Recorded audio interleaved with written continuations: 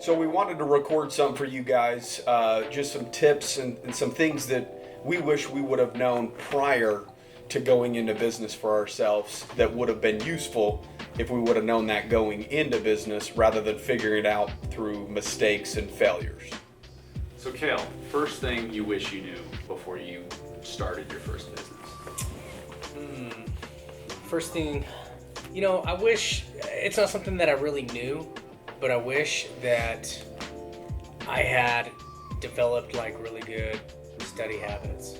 And I talk about this with my son, like I was never that kid to like really pay attention in school, do my work and all that stuff. My kids even now, they talk to me about how stupid school is and homework and all this stuff. And some things are definitely kind of stupid or broken about our school systems, but the habits that you can create in studying and learning and retaining knowledge, I wish I would have taken that more seriously when I was younger, because I almost had to like redo it as I became a business owner, when all this pressure's on you now to perform for not only you and your family, but everyone that works for you and their families. It's like you now have no choice but to step up, and you have to learn, and like I wasn't the best for a long time at like retaining information, and I couldn't pay attention to reading very long. Like I would lose track of what I was even reading and have to go back and reread things because I didn't develop very good study habits. And now as I've done it more and more through the years,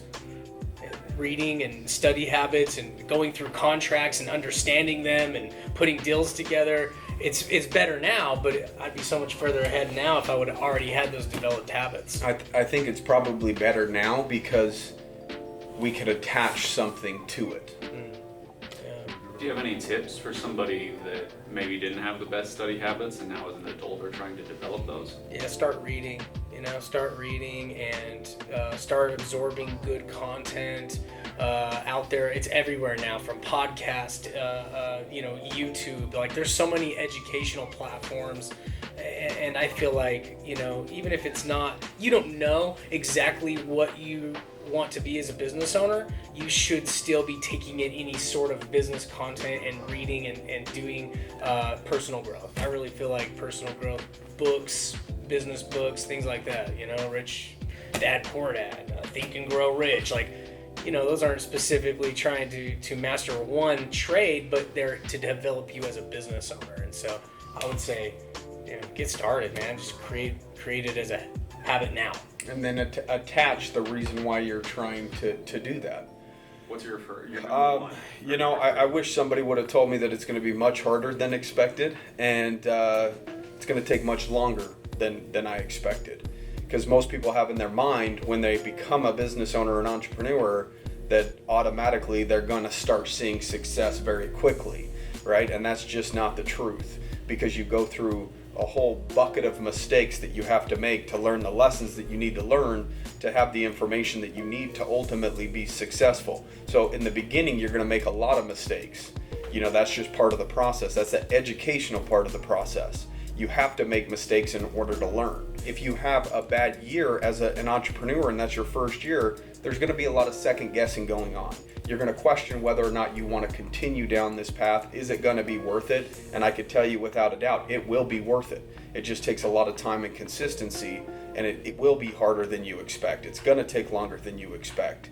I know that people go into it with a certain sense of excitement, enthusiasm when they go into business for themselves, and that's the honeymoon phase that they'll go through, and then they're going to hit the work. And when the work starts happening and things aren't panning out exactly how you planned it, then that's when the second guessing and the doubting comes in. Just understand, over a period of time, as long as you do the work, the result will be there. What people don't understand is entrepreneurs think about business 24/7. It's the first thing they think about when they wake up, the last thing that they think about when they go to bed. They're checking their phone, their messages, their emails. They're checking the numbers. How many sales did we do? What's my P&L look like? Am I profitable yet? It's just constant.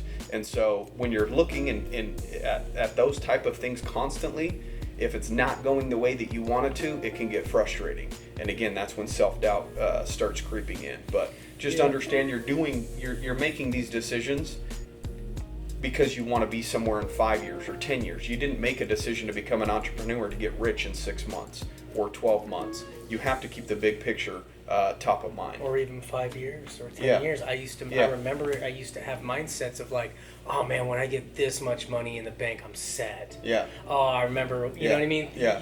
When I start making this much money, then I can let my foot off the gas. Like, you start thinking you do think these things, especially when you're a younger entrepreneur, and it's like, it's funny because it doesn't work out like that. And that's actually probably my number 2, man, is like, I wish someone would have told me that no matter how much money you make, you still ain't shit. Yeah. You know what I mean? I wish someone told me that, because I went through so much times where I was like, fuck, I thought I was a baller, dude. Yeah, I made 120 this year as a sales rep, and Yeah. you blow it. You do the stupidest shit. You think you're invincible. Yeah. You think you can just always go and make more money, which you can, but you learned a lot of things the hard way, right? From that type of mindset. And like, I'd be so much further ahead right now if I would have been like, you know what, man, just keep working like you ain't shit. Like, you don't let your ego pull you down. Don't go blow it in the casinos or the clubs, or, you know what I mean? Or the lifestyle. Just the lifestyle stuff Yeah. of when you think you're a baller. So,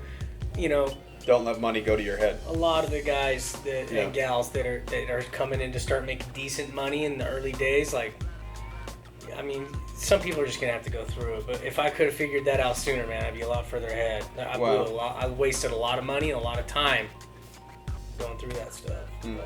I would say you need to figure out how to manage people, because growth doesn't happen without other people.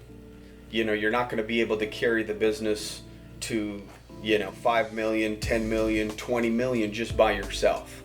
And the sooner that you learn that you don't manage people through force, you manage people by treating people the right way, and then they want to perform for you, right? So just treating humans as humans, right? Don't treat them as an employee or talk down to somebody or force your ideas on somebody. Help them come to those realizations themselves. Managing is it's almost like a coach, right, of a team. This individual needs to understand who can perform what duties and how good they are at what duties. You put your A players here, your B players here, your C players here, but you can't expect your C player to perform like an A player. It's up to you as the manager to find a spot where they can still bring value at the C level or B level, and not try to, again, force somebody to be an A player that's just not an A player. Unfortunately, that's just the way it is. Not everybody's going to be the all-star of the team. There's only one MVP in the league, so to speak, right? You're going to have your MVPs inside your company, and it's up to you to put those individuals in a position to succeed. And I did a terrible job of managing probably the first year or two. The staff dwindled down, was very hard on my people, expected a lot out of them, because I was trying to project what I expected out of myself onto my employees, right? Maybe they don't have the same mindset as me. Maybe they don't want to become an entrepreneur, or they're not trying to seek, the best version of themselves, or whatever it is. It's just important to understand how to manage human beings, not through force, but more so through persuasion, by you communicating in the proper way to where it makes them want to perform the best that they can perform.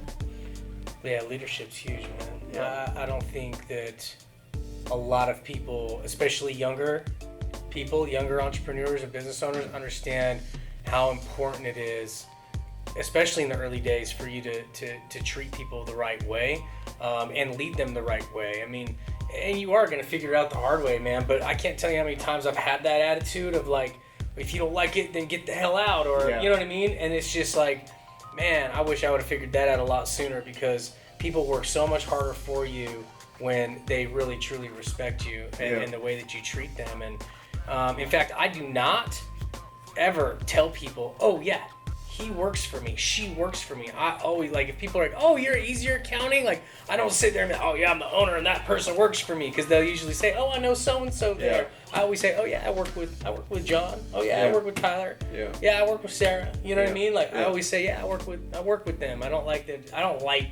saying, "Oh yeah, they're my employer." Yeah, they work for me. For me, you know. That's an ego You thing. know, and I've done that before, but Yeah. as we've developed, I don't like that. You know, Yeah. I like treating people as co-equals, whether they are an A, B, or C player. Yeah. You know what I mean? So I always tell people when it comes to leadership that you got to be willing to be led first of all, and so you need to, you need to find the leaders that you look up to and emulate them. You know, be conscious of that. Like, oh, I really like the way Joe manages his crew over there. I really like how Sally runs her crew over there. Like, if you're in a big organization and you're actually just looking to step out and go on your own, like, look at the people that you actually look up to as leaders and actually start paying attention to it. And then also educate yourself. Like, man, John Maxwell writes great books on leadership. And what's the dichotomy guy? That was a great Dichotomy book. of Leadership, Jocko. Jocko Willink, and there's a lot of great books on leadership, and people, if they are willing to go out on their, or if they're wanting to go out on their own as a business owner, I wish I would have read the leadership books first. I wish I would have read a book before I started. Yeah. You know, but getting started is still the most important thing. So number 1, which one? The last The one. last one. I think proximity is huge. You know, I wish I would have known a lot sooner how fast you can catapult things by surrounding yourself with the right people, you know, in your network, in your mastermind groups, in your local community groups. Like, I wasted a lot of time. Listen, I was a hustler, I was a grinder, I was all about making the sale, so I was going to succeed no matter what. But in order to level up success a lot quicker, I was allowing myself to be held down by a lot of people that weren't good for me, especially in the first probably 5 years of business. People that you feel like you're loyal to because they're your homies, your friends, but then you end up, bailing them out, or you end up hanging out at the clubs with them, or whatever, man, having relationship problems, and just all these things that you have with your maybe the people you grew up with. Some of them were people I grew up with, or just became close to through being a sales guy, and you attach yourself to people, and so I wish I would have started attaching myself to people that were more driven, successful, presented themselves well, like, you know what I mean? I wish I would have surrounded myself with more like-minded people, or people that were going places a lot sooner. I really feel like I would be further ahead right now had I done that sooner, because there were a lot of people I allowed to drag me down. What people need to understand is when you surround yourself with people that have already been there and done it, the problems that you're facing today, they've already faced. They've already tackled that, and they're way over here, right? So the problems, as you're making your way down the path of success, find somebody that's already went through that, has already defeated all of those obstacles that you'll ultimately face, and it's going to help you speed up the process. They've already dealt with that problem. They know how to address it, or they know somebody who knows how to address it. There's been many times that positive things have happened just because we ask questions. Oh, we're struggling with this, or hey, do you know anybody in this area or arena? And when you get those introductions, they're already vetted. They've already worked with somebody that's successful, and somebody that's successful is not going to sit there and refer you somebody that's shitty, because they understand that their name's attached to it. And anybody that's successful doesn't want their name associated with somebody that does bad work, right? And so make sure that you're putting yourself in a situation where you're surrounding yourself with people that are like-minded and that have big goals, because sometimes in the beginning we set our goals a little too small. And just a tip on starting to reach out to people to surround yourself with, like, join groups, man. Like, find out the groups in the communities of people that are doing shit, and be willing to put yourself out there. Don't be afraid to be the guy driving up in your Corolla when everyone's got Lambos and freaking Lexuses and whatever, what I mean, higher end cars. But just be willing, man, to roll up in your, and this is just a metaphor because it really doesn't come down to cars, but like, be willing to like be the guy with the cheap suit on around the guys in the Armani suits, or that roll up in the shitty car where all the nice cars are. If you're doing that, that means you are in the right place. A lot of people are afraid to do that because they're like, oh, that's not my level. I'm out of place. But the guys that are willing to go and put themselves in that position are the guys that are going to surround themselves with the right people to help lift them to the next level. I would say one of the most important things is self-improvement. I mean, that's, everything's just in general, whether it is joining groups, whether it's reading books, just self-improvement, challenging yourself. In business, there's so many external challenges, things that come at you on a day-to-day basis, and sometimes it feels like that you're being attacked or nothing's going your way. When external things come into the situation that you feel like you have no control over, you can get into a spot that you're feeling very low about yourself. Nothing's going right. This, just as I was talking about.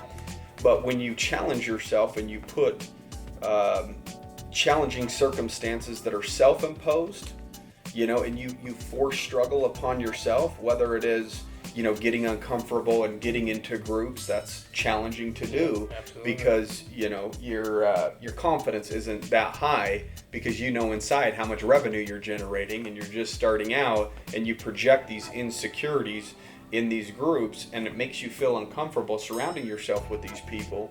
But that's exactly what Kel said, is right where you need to be. It's exactly where you need to be, is in uncomfortable situations. You need to force struggle upon yourself, whether it's, I'm not a morning person, whatever, right? Then force yourself to become a morning person. Take on that challenge, because when you overcome something like that, again, you start getting a sense of confidence, like, well, that's not something that I identified with, or that's not somebody that I am. I'm not a morning person. But when you could force change upon yourself and become a morning person, you're going to build more confidence. Just to wrap up, do you guys have any words of encouragement, again, for somebody that's just getting started, maybe he's really nervous, has a lot of questions? It's going to be really hard. Yeah, it's okay to be nervous going into business. It's okay to be scared. If you weren't scared, then there would be no driving force in order to be successful. I think fear is actually a good thing. Being scared is a good thing. Okay, it forces you to take action. If I'm scared that something might not work out, I'm going to probably put in more work in order to force it working out versus going into it overly confident, because then I can put things off and say, I'll do that tomorrow. It's all going to work out. Fear is a good driving force, or being scared is a good driving force, provided you're utilizing that emotion properly. I think people just get paralyzed by fear rather than let fear drive them. Fear of failure should drive you, should make you do things that you don't ultimately normally do or ultimately want to do, right? So it forces you to take a step outside of your comfort zone, and that's where all growth is. So fear and being scared is beautiful, because that's where growth ultimately happens, and that's the whole purpose of life. That's the whole purpose of business, is to evolve and find these areas where you could grow and evolve into something much greater than maybe you even envisioned at one point.